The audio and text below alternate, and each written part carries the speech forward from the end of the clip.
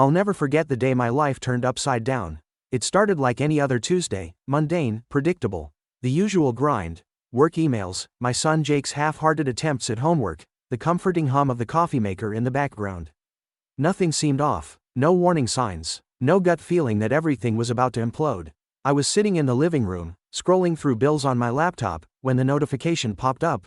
Your balance has fallen below the minimum threshold. That was odd. Jake's college fund had more than enough, 6 years of careful savings. My wife, Sarah, and I had agreed it was untouchable. We never even debated it. That money was for Jake's future, period. I logged into the account, expecting a glitch. Banks mess up all the time, right? But no, the truth hit me like a freight train. The account was empty, not just low, zeroed out. No transactions, no withdrawals listed. Just a cold, glaring $0. I stared at the screen, the numbers burning into my retinas. This had to be a mistake.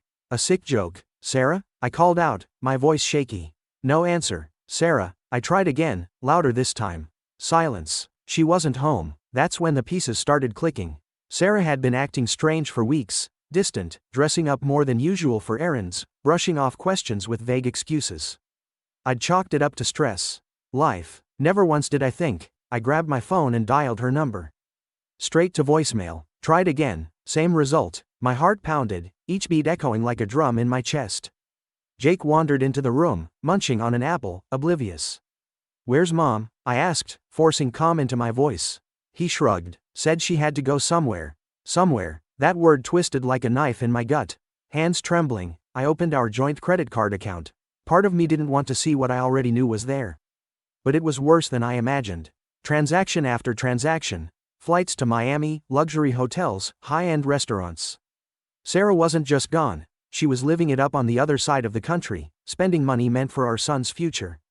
Jake, still clueless, patted my shoulder. It's fine, Dad, he said with a smile that was too calm.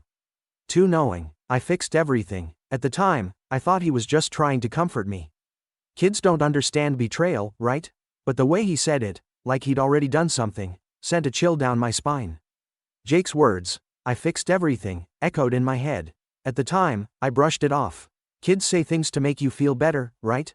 They don't grasp the weight of betrayal, the depth of loss. To them, the world is black and white, good guys and bad guys, problems and solutions. But something about his tone felt off, like he knew more than he was letting on. I didn't have the energy to press him. My focus was on Sarah. I tried calling her again, but it was useless. Straight to voicemail every time. It wasn't until later that night, when I checked the closet and saw her suitcase missing, that the truth hit me full force.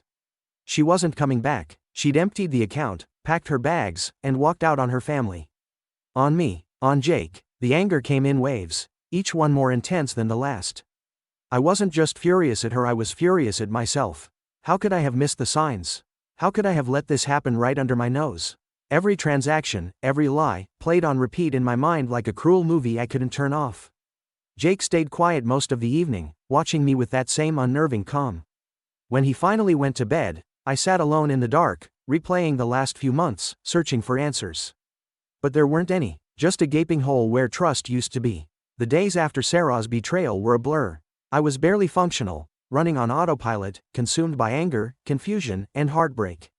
But Jake was unshaken. If anything, he was eerily composed for a 10-year-old whose mother had just abandoned him. He still went to school, still did his homework, still built his Lego sets like nothing had changed. At first, I chalked it up to shock.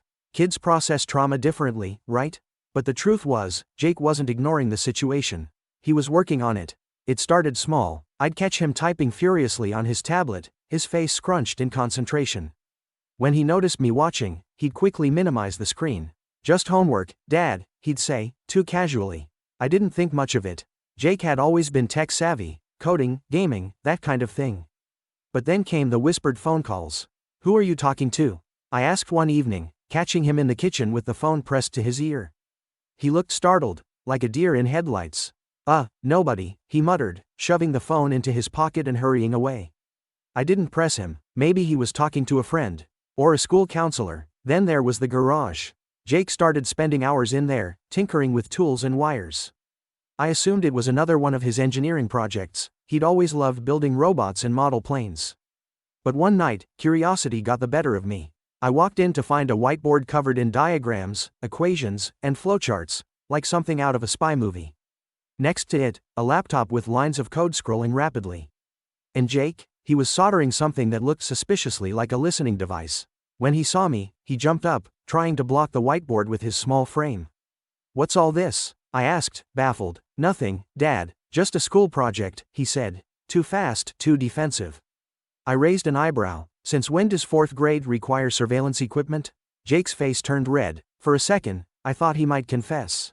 But then he just shrugged and muttered, "You wouldn't get it," before packing up his tools and walking out. I stood there, staring at the whiteboard, my head spinning. Whatever Jake was working on, it wasn't for school. And it wasn't just a hobby. The strange behavior only escalated. Jake started asking oddly specific questions about Sarah's finances. Did she have other accounts? Do you know her passwords? Did she ever talk about offshore investments? At first, I thought he was just curious. But then I realized, he was gathering intel. "Why do you want to know all this?"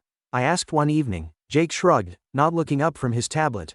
"No reason, just wondering." "Jake," my voice turned firm, "this isn't normal. If something's bothering you, you need to tell me."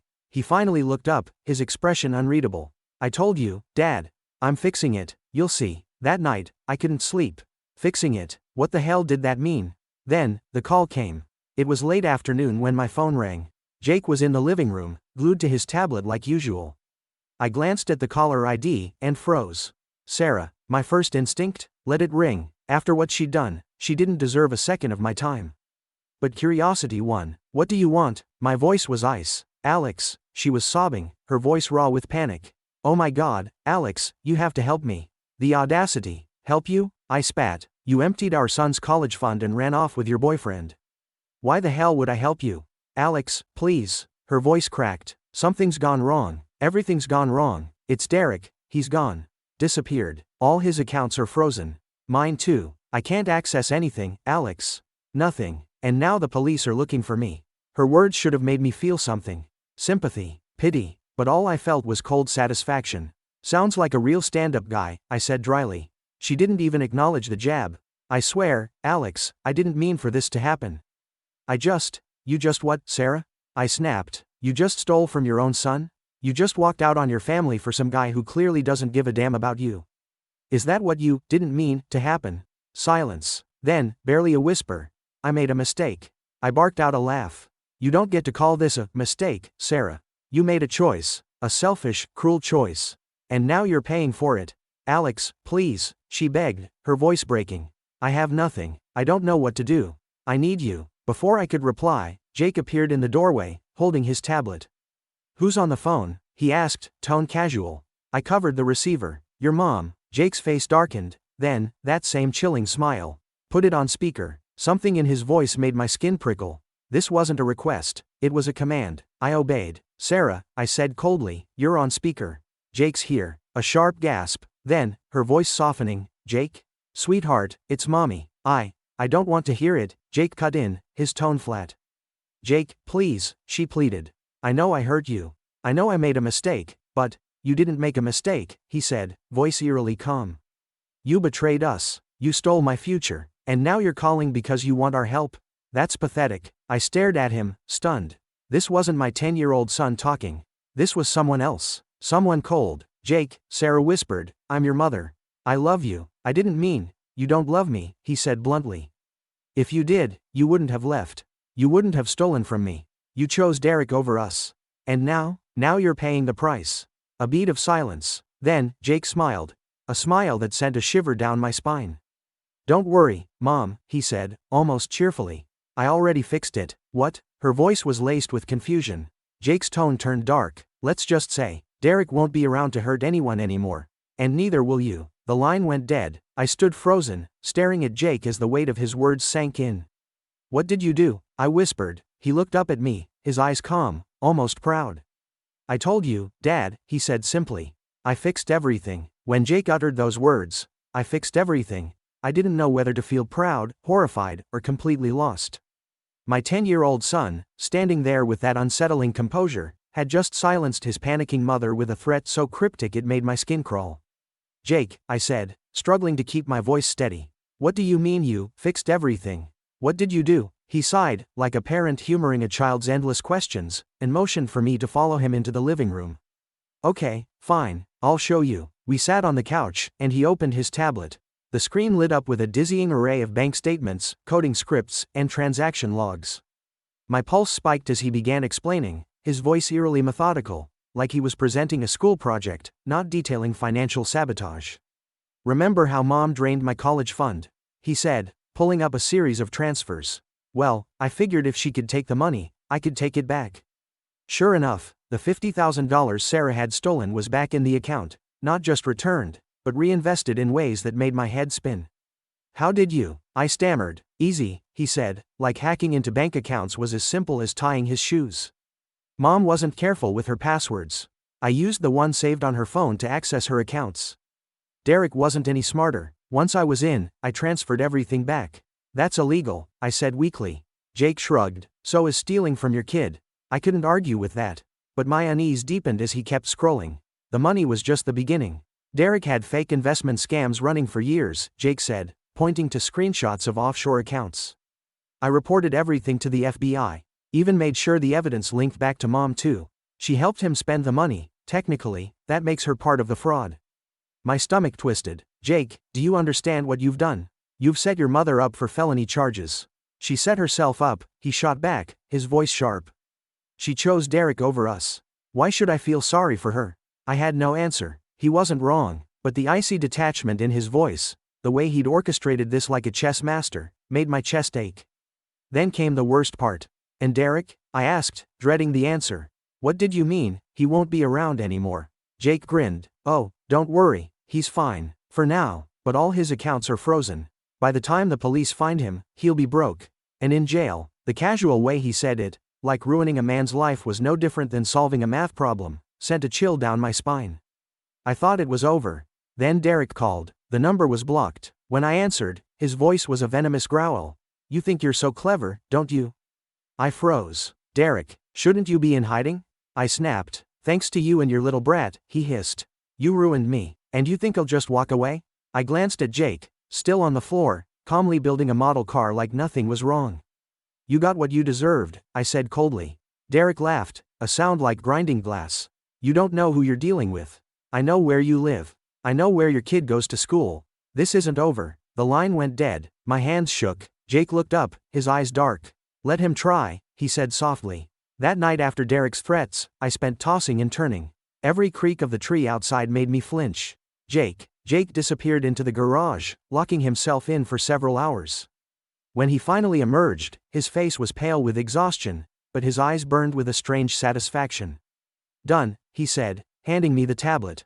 On the screen, GPS coordinates Miami, abandoned warehouse recordings of Derek's calls, all threats clearly captured, open chat window with the FBI. Anonymous source confirms location of Derek Coulter, wanted under USC 1343 and 1344 fraud. How did you? I couldn't find the words. His burner phone, Jake explained, as if discussing homework. I hacked it a week ago. Every move, every conversation, all recorded. The next morning, a brick came crashing through our window. Attached was a note. This isn't over. Jake read it, crumpled the paper, and threw it away without a word. Maybe we should leave town? I suggested. No need, he replied, pulling a strange device from his pocket. I've got one last move. When Derek showed up in person, dirty, with dark bruises under his eyes, Jake met him at the door with icy calm. Where is the money? Derek growled. Jake pressed a button on his device. At the same moment, Derek's phone vibrated. What did you do? Derek yanked out his phone. On the screen, all files transmitted to FBI. Current location, active transmission. Sirens wailed exactly 47 seconds later. The last thing I heard as the police cuffed Derek. You underestimated the wrong person, Jake whispered.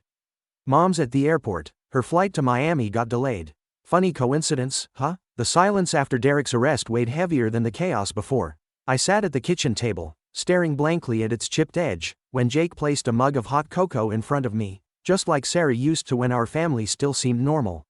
She called again, he said, sitting across from me.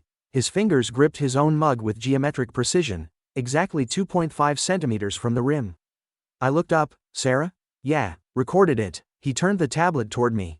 On screen, an audio file labeled mom_call_3. Wave. Jake, please. They won't even let me call a lawyer. You know the FBI adds 20 years for fleeing custody? Pause. Airport announcements hum in the background. You fed them my ticket info. No, Mom, you bought it with stolen money. I just left breadcrumbs. Click. The recording cuts off. Jake pushed the tablet away and looked tired for the first time, not physically, but like a 10-year-old finally grasping the weight of his actions. She tried fleeing to Costa Rica, he explained. Paid cash for the ticket. Forgot Miami airport cameras have 98.7% facial recognition accuracy. I swallowed hard. How did you even learn it? He shrugged. YouTube tutorials, crypto forums. You let me play with soldering irons in the garage. Then I noticed it. His left hand twitching microscopically between the index and middle fingers. Identical to my Vietnam vet father's tremors when he remembered the war. 3 months later. Sarah got 8 years for fraud conspiracy. Derek, 25 years on stacked charges, $52,300 including Jake's investment returns restored to the college fund. I still wake at night to check the garage. Under a tarp, the whiteboard remains, equations half erased. In the corner, tiny script reads, fuzzing test for Swift vulnerabilities tested on BOA, Chase, Wells Fargo. Jake claims they're just old notes. But when his math teacher accidentally deleted the class's homework last week, only for files to reappear at 3 hours 14 minutes and 27 seconds AM with a backup restored tag. I just shut the garage door and bought my son a better soldering iron. End.